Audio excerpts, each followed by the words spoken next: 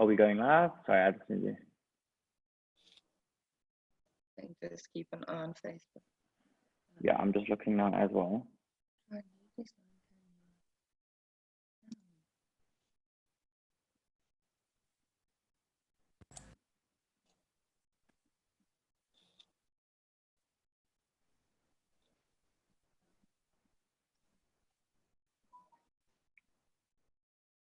All right.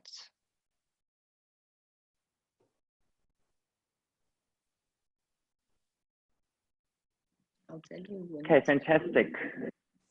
I can see here that we are currently live on Facebook. Welcome everybody to the Property Law Alliance, our first Wednesday workshop. My name is Rowan Terry. I'll be hosting this workshop today. Today with me, I've got the three directors of the three attorneys firms that make up the Property Law Alliance. I've got Sona Gregg from SSLR Incorporated, as well as Greg Vermark from BMW Incorporated, as well as Bruno from Bruno Attorneys. Before we get started, I just would like you guys to just give a quick introduction to you guys, to everyone who is watching and everyone part of the group, just to get to know you a bit better. Sona, can we start with you? Yes, thank you so much. It's such an honor to start this one, especially in the Property Law Alliance group. It's an honor for me to share a let's pretend stage with guys like Bruno and Greg. It's really fantastic. So I'm Sona Gregg, Managing Director of SSLR Incorporated. We've been specializing in evictions for a good 12 years now. And I really think it's a very exciting opportunity to have, we always say two heads are better than one, but we have three specialist brains backed by firms with more attorneys in there. So I'm very excited to be a part of this. Fantastic. Thank you, Sona. Greg, can we maybe hear from you? Sure. Thank you. Sona, I second your views. It's very exciting to be part of this. I've been friends with Sona for years and with Bruno for some time, and I'm very pleased to align myself and my firm with them and their firms. Obviously, we all happily compete with each other, but by the same token, in these strange times, we thought we might as well have some degree of consistency, if we can, in advising the property community on dealing with these unusual times in a way that we aren't competitive, although we will critique each other's views if necessary towards a better product. My own background is in enforcement. I did a lot of city council work for a long time. I closed down a lot of inner city buildings as part of inner city regeneration, then moved over to doing pretty much the same thing for private owners, and have done that for a while. I suppose our main focus in a way is inner city buildings, open land, etc. Although we do the whole gamut as well. I think the three firms have slightly different pitches to a degree, which I think facilitates this engagement. Anyway, I'm very pleased to be part of this and very glad that Sona and Bruno asked me to join them. Thank you. Fantastic. Thank you so much, Greg. Bruno. Thanks, Rowan. Firstly, welcome to everyone. I'm really excited to have you here. I'm also really excited to be part of this journey and this alliance. Over the last, I've been practicing over the last, I think, somewhere 12 to 15 years, focusing on property on the commercial side, on the litigation side, evictions, that sort of thing. And the reason why I feel that this alliance actually works is the fact that there's no two people that I actually have that level of respect for, that I know when words come out of their mouth that they've thought about, they know what they're talking about. And I think that's the importance of this alliance, is the fact that it's not people that don't focus or specialize on this giving their opinions. This is what we do day in and day out. And like Greg mentioned, each of us there is a level of overlap, certainly, but we each have different backgrounds. So me, for example, I actually started out helping my property investors in sales and executions. and I had a lot of the market. And those type of evictions are very different to the types that Sona does, the types that Greg does. And each of us have that different insight. But yeah, very excited to be part of this. And yeah, hopefully we can make, we can make a difference and educate people. Fantastic. Thank you so much. It's all very nice to meet you guys. I have a first question, which would be, what exactly is the story with this alliance? What is the need for this group? When did you guys kind of figure out that this was something that needed to happen for the property industry? Maybe Bruno, you could answer that. Sure, no worries.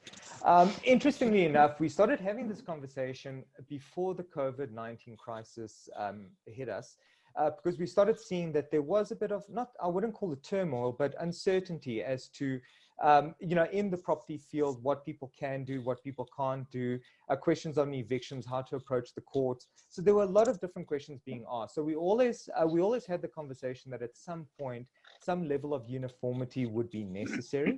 And then all of a sudden, COVID hit us. And it's never been more true than now, because people are treating COVID like it overrides the laws, and it's it's the Wild West. Now we need to do whatever we need to do to survive, and it's completely justifiable. And it's worrying. And it's not just, we'll chat about it later. There's a specific reason that we saw that we might actually need to join forces to deal with this, but there's many different articles that question different ways of dealing with things and dealing with the issues. So we felt, you know what, we need to bring legal uniformity. And again, the fact that we specialize in property, we're probably the best people to comment on, or how the best way moving forward. So how do we move forward from here? It would literally be dealing with the COVID issue, because that's our primary focus right now. And the fact is, like Sona mentioned earlier, 3 heads. It's if we disagree with each other, at least it's constructive debate. It's not meant or intended to feed some sort of ego. It's really just to get to an answer down the line. And we've set the mechanisms in place to be able to do that, and to get the answer without everyone seeing this debate between attorneys arguing and name calling and that sort of thing. And yes, and that's why we came together. Fantastic. That actually does answer my next question as well, which was, everyone knows that attorneys never seem to agree with each other. So it's good to see that you guys are putting 3 heads into one. With this group now, the Property Law Alliance, how exactly is this alliance going to function? Just so that the members who are watching now just can get a better understanding of how we're going to go forward with this group. Sona, if you could maybe just explain a bit on that. Yes, so the thing is, our intention is not even almost to create another group on Facebook where the same questions are repeated. There are amazing groups out there. For instance, the SAPN group, the EPIC group, the property practitioners group, where it serves different areas of the market. The property practitioners group typically deal with estate agent and property practitioners type issues, like the property practitioners bill, how that would work. You have groups on sectional title specifically dedicated for that. Then on SAPN and EPIC, where you have property investors coming together, sharing ideas, sharing thoughts. And our intention is not even almost to recreate that. Our intention is to purely stick to law with a very strong focus on property law, but not as wide as necessarily just the property practitioners bill, more something in the line of the Prevention of Illegal Evictions Act, the Rental Housing Act, those kind of legislations. We might get drawn into things like ESTA, even maybe, I don't know, I'm crossing fingers that doesn't happen to us, but let's see. Because we are all 3 eviction specialist firms, our strongest focus will remain on that. Landlord-tenant relationship, evictions. I mean, I don't think Greg has ever evicted a landlord-tenant situation. You have the hijacked guys. There was never a relationship the next moment, they just there. So definitely a stronger focus on evictions and illegal occupation, things like that. So how we're going to run the group is group members are definitely allowed to post questions, but we are seeing the questions, and we will only approve questions that fits on our page. So if we don't approve your post, not because we don't love you, it's simply because we do not have the time to be social media attorneys. All three of us have actual pretty big firms, and we are very, very busy. So what we are trying to achieve is to look at questions coming in and assessing and prioritizing them. So we think together, how do we address this one? And our intention is to have relatively regular, so weekly, bi-weekly, quick live sessions to address a specific issue. What we are seeing is a lot of questions coming in that we need to argue through to get to a best practice answer. And those are the kind of questions we're going to address. Obviously, more than happy for members to also comment on a question, but we will definitely very quickly stop a conversation that is going to lead to legal uncertainty. Our purpose of this group is to create legal certainty. So anything that's not going to be in line with that vision, we won't allow, and we'll stop it right there. It's quite a few attorneys on the group as well. That's not us, and we're really loving that, because we would like to have your input as well. There are just a few guys that I've seen that's probably watching right now, and like Anthony Blackbeard and Willie Roos, not practicing, but well-versed lawyer. Your comments are going to be very important, and like we said, 3 heads are better than one, but more is in fact merrier. But we don't want to create legal uncertainty, so we're not going to allow a group where it's a back and forth argument. We will think about it and then bring it out to the group, open for comment, obviously, but we need to find the best answers. That's the purpose. Fantastic. Could that I sounds add, great. Could I Absolutely. add something? You know, I don't have a firm social media presence because we deal with very often, not always, we do some landlord-tenant stuff, Silda, but a lot of our stuff is very contested and, quite frankly, taking on dangerous people. So we've avoided as a firm social media because we'd have to monitor it too regularly, because people would be saying ugly stuff about us, death threats, etc., etc. So that's the reason historically we have avoided social media. What I've found in a lot of property legal related groups is there are lawyers involved with them who are very parochial, and I've avoided comment because I didn't want to be seen to be trying to step on other attorneys, possibly even sponsors' toes. And that's been a limiting factor for me. And this forum removes that. We are able to comment freely and engage freely, and that is our collective mandate. So I don't have to worry that I'm offending some sponsor on another group, even though I've maybe had something to say, if that makes sense. Yeah, that makes a lot of sense. Fantastic.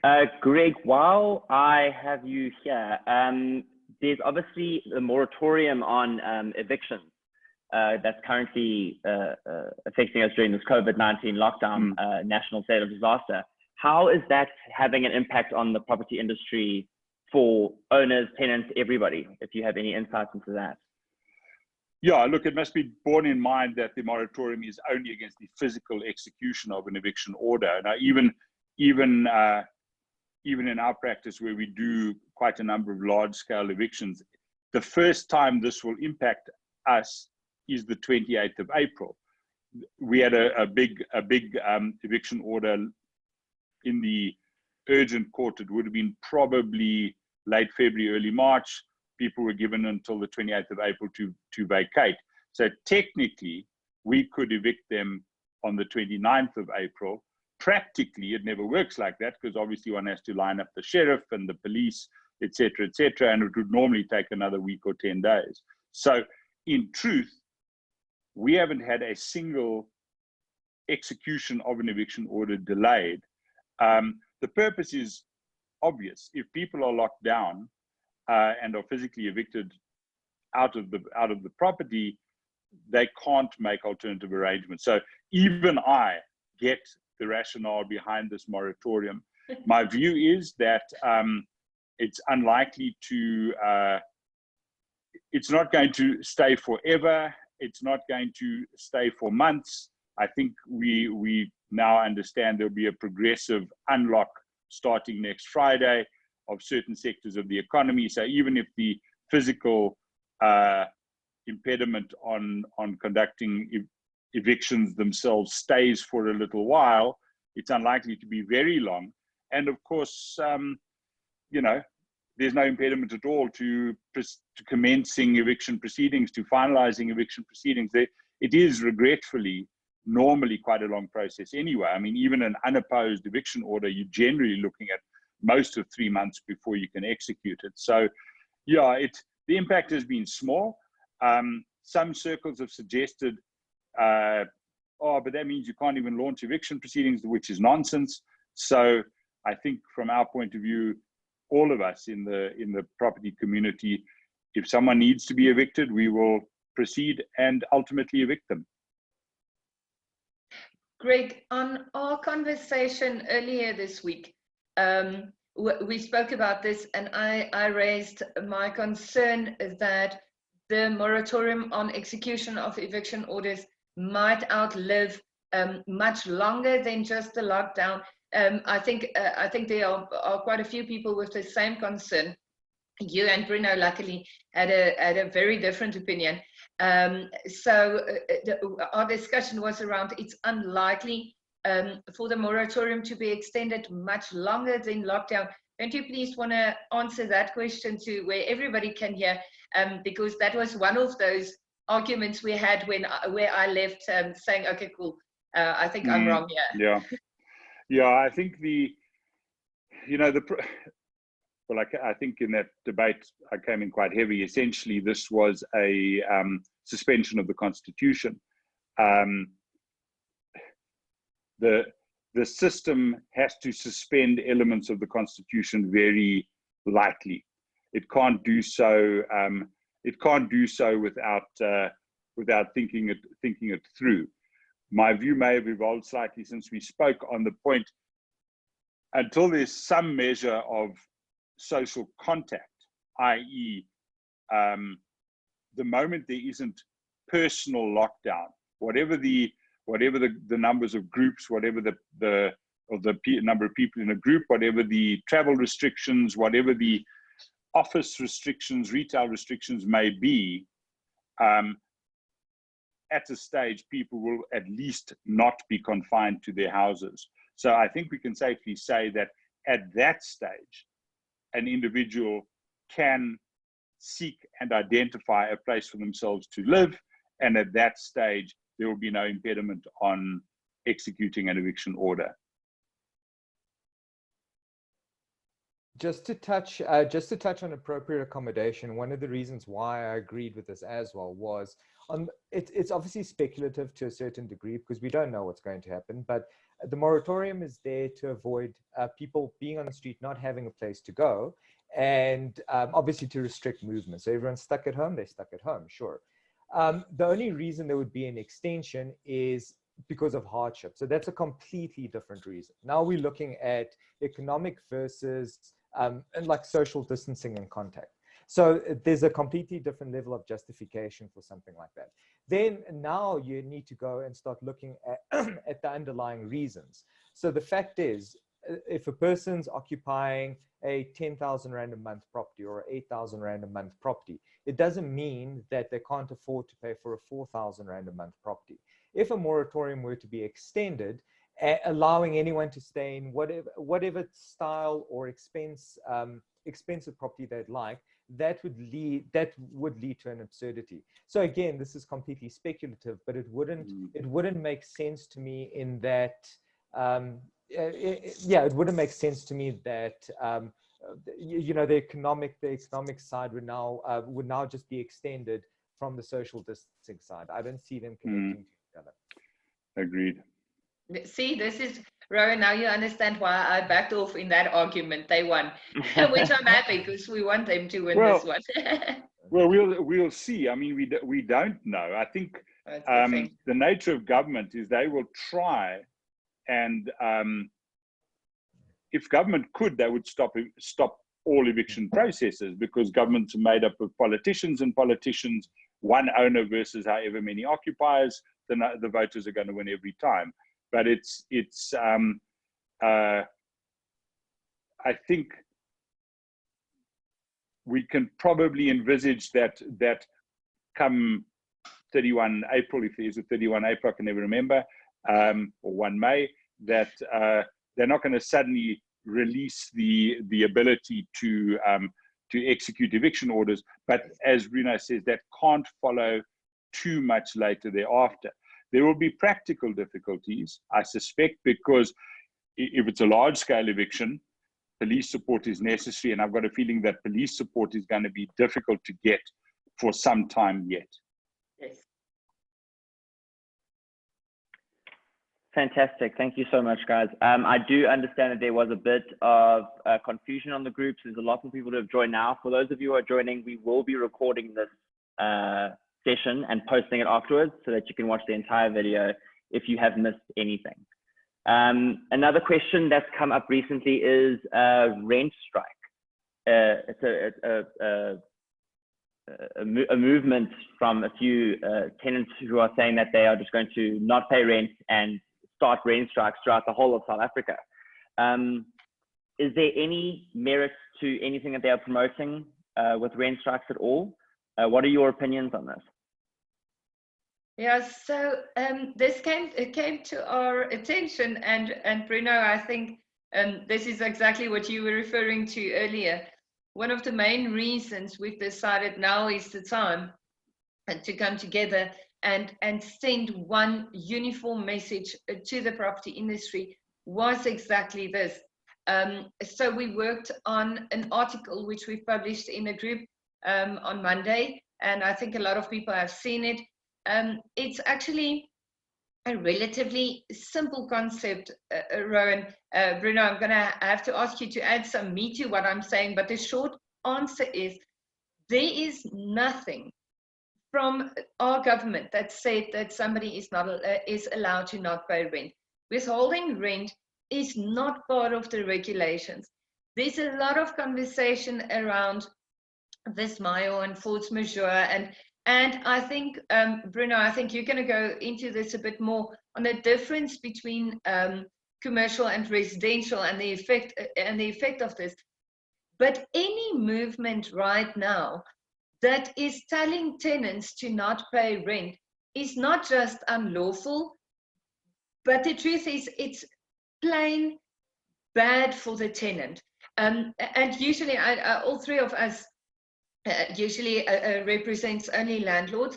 So the tenants are usually not the people that we see as the clients. Unfortunately, those are typically the non-paying tenants are the people that we are evicting.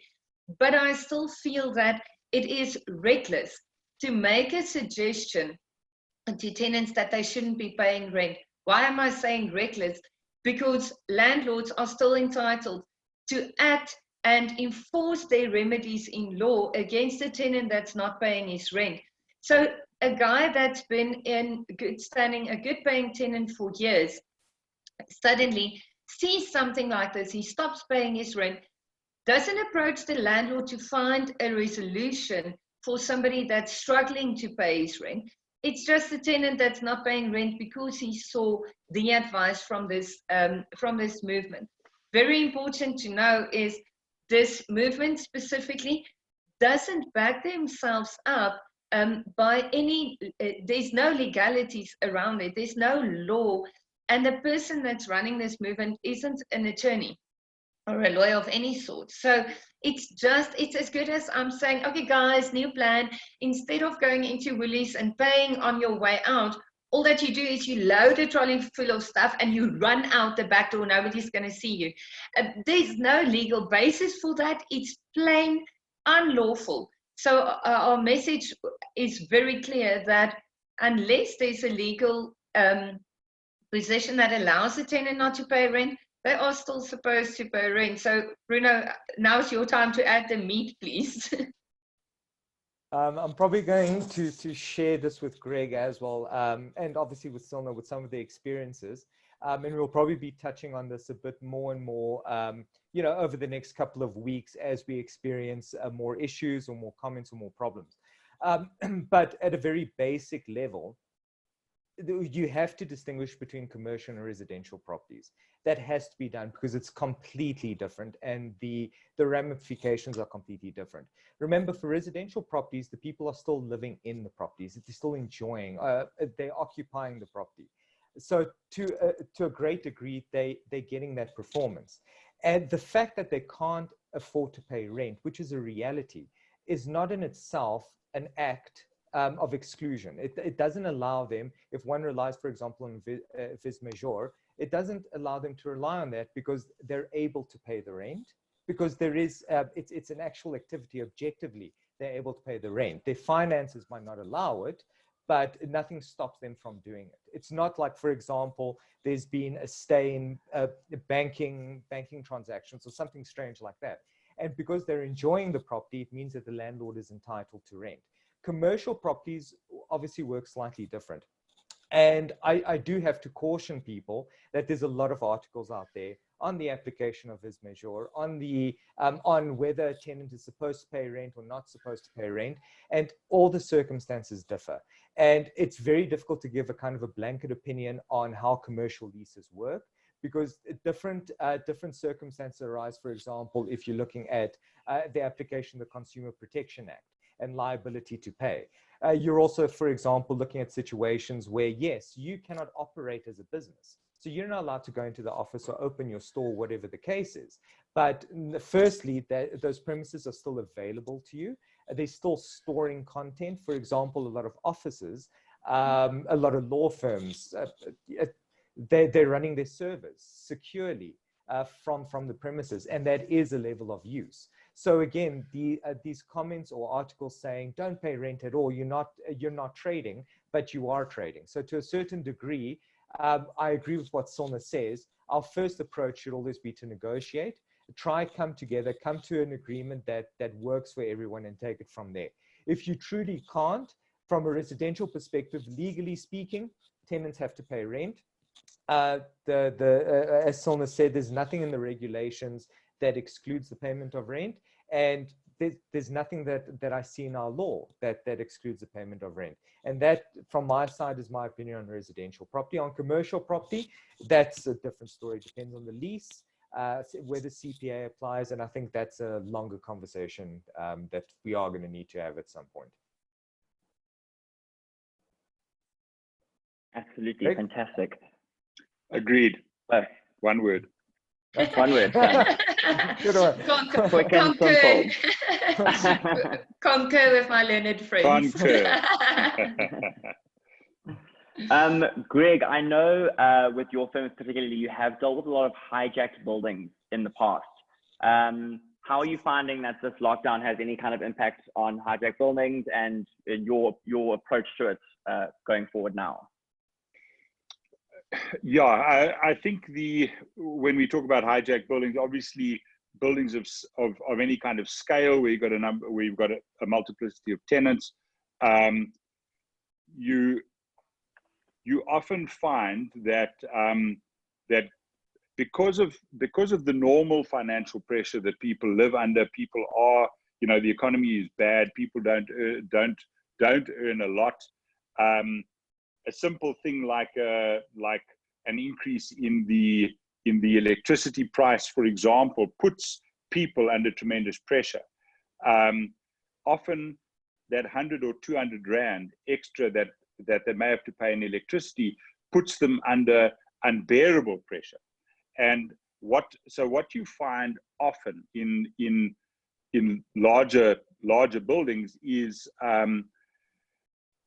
people are under pressure and look for any excuse to get into a rental boycott. Now, I don't want to overstate that. In general terms, a good landlord-tenant relationship will always prevent any kind of rental boycott or building hijacking. But it's not always possible to keep a lid on these things. For example, unlawful cutoff by the city council in the face of a query on a Friday afternoon in winter is going to cause tenants to think these guys are collecting our money and keeping it and not paying it over to the city. We are going to get into a confrontation with them, withhold rental, etc. So any excuse can cause a rent boycott, ultimately leading into what might be termed a building hijacking into play. Now, needless to say, this is bad. Obviously, people are under pressure. A lot of people, you know, the rental demographic, let's say, are under massive economic pressure. And again, the potential is they will look for an excuse.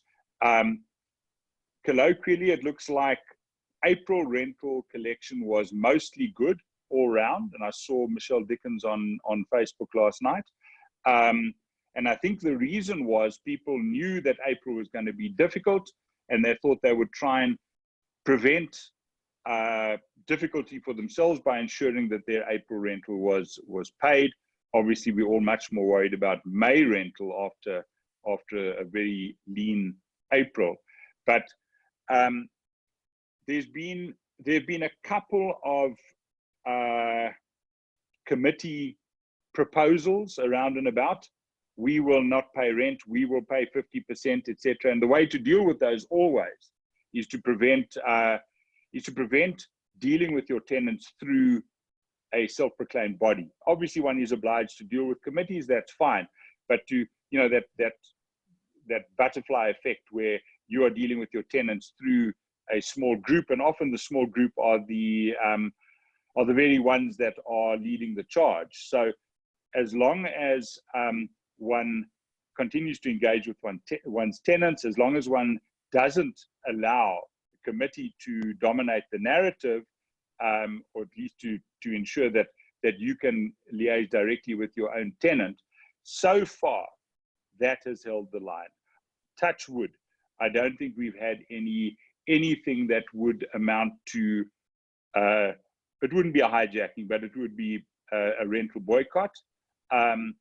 I fear come 1 May, we might see a few more kicking off. And I mean, you know, it's the best way to detune things like that is to engage with tenants, to make it clear that you will engage individually with tenants, approach us with your hardship. As Sona said earlier on, if people have been paying tenants for years, you know, the prospect is people will give them a little bit of leeway. But sometimes one sees a more aggressive approach, and you can tell that there's potentially trouble coming on, you know, with that group. Often, as I say, the ringleaders are those who are under the most pressure themselves and are either looking to protect themselves by recruiting others into the non-payment scenario, or sometimes more sinisterly, even worse, they're looking to actually take the building. So that's the best way. Be a good landlord. Know your lessees and let them know you, and engage with them. But so far, touch wood, nothing overt. Fantastic. Thank you so much. We actually have a question from one of our watchers. He asked, tenants' income will for sure be affected going forward. How do you guys see it with the tenant being who was qualified and approved on the pre-COVID-19 salary for the property, but with salary cuts now the norm? How should this be approached by the landlords? If you can get a bit of guidance in that respect.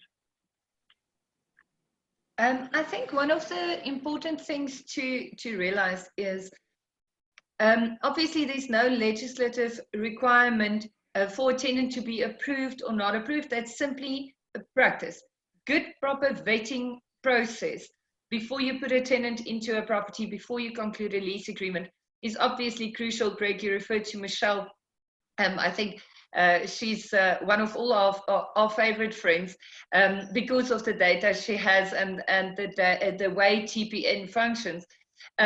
So while you are doing your tenant vetting through TPN, You can see what kind of judgments a tenant has, a potential tenant has, what kind of consumer debt the guy has. So you can have a bit of an idea of the person that you're potentially going to place in the premises. There's no requirement. There's this thing in the industry, especially on the rental agent side, where they believe you're not allowed to conclude a lease agreement if the rent is more than a third of your income. Now, that's not true. That's a practical approach, and it makes sense, but there's no legal requirement. Remember, rentals aren't governed by the National Credit Act because it's not a credit transaction. So those affordability things isn't real, but it is important for a landlord to know this. So once again, it would bring me back to a conversation, because at the time of looking at the tenant and vetting the tenant, you look at the rent, you look at his income, and you can see, okay, this tenant would be able to pay his rent. However, right now, somebody could be retrenched if it's a more than one income household. One of the parties might have lost their full income, might have been retrenched, and there's no hope of getting to a better financial position. We're all hoping that this is a temporary situation, but the truth is, looking at the world economy, I heard the oil price last night, or Tuesday evening, that was last night, went down to minus $37 for a barrel. I'm like, I swear in my life I never thought anything could go into a minus. So what I'm saying with that is the world economy is going to feel this. So as much as COVID-19 might very well be temporary, the effect on the economy is going to be much longer. The property industry was already busy correcting on rentals specifically, especially in areas like the Western Cape, where rentals had to be reduced by quite a lot over the past few months. And now COVID-19 just made it a little bit worse. So what I'm saying is, with rentals, that's going to have to adjust anyway, because it has to follow the trend of the rest of the world's economy. It's going to leave us in a position where landlords and tenants might have to very well renegotiate the rental price. And it takes me to a conversation I have with quite a few rental agents that ask me, but who has to carry the financial loss of this, the landlord or the tenant? And my answer is easy: every single person in this world. No landlord, no tenant, no employer, no employee will walk out of this without a financial punch in the face. It's a harsh reality that we need to accept right now. So a tenant that might not qualify, remember, there's no legal requirement anymore. Have the conversation with him and find out what is achievable. And the landlord, obviously, yes, you might have a lower yield on your investment, but we're going to have to appreciate that everybody is having a lower yield on everything. I'm not even checking the rand value anymore. It just makes me extremely sad, and it will give me wrinkles, so I'm avoiding it. It is a very unfortunate situation, so I won't say that you need to kick the tenant out, but have a conversation. Bruno, I'm quite sure you wanted to say something there. You unmuted and then I just started talking. Yeah, I just want to add to that, because I totally agree with Sona. And we are entering, I suppose we could almost say that we've been spoiled on everything that we've had up until now. So access to that TPN data has been amazing. The way that it's set out, all the information you can actually gather from it. The problem that we're going to start experiencing now is that the data is no longer going to be accurate. We've always associated defaulting and judgments to people that a lot of the times were just bad payers. Now, in a situation like this, we've gotten to a point where certain people haven't had the choice, but they will be getting out of it. So there's a lot of recovery that's going to happen after this point in time. So we can't rely on this data accurately in the hope that it's just another tick box. We will have to analyze it. We will have to look at actual past trends and see what type of tenant we're looking at. So it is still very, very usable. Our approach to the data is just going to have to be slightly different. And I had an interesting conversation with a commercial landlord recently, where the question came in. So we now speak about the market dropping. So purchase prices are being reduced. But interestingly enough, with rent, one of the contentions he raised is the ability to actually get a tenant with a good record that landlords can rely on is actually going to be worth gold.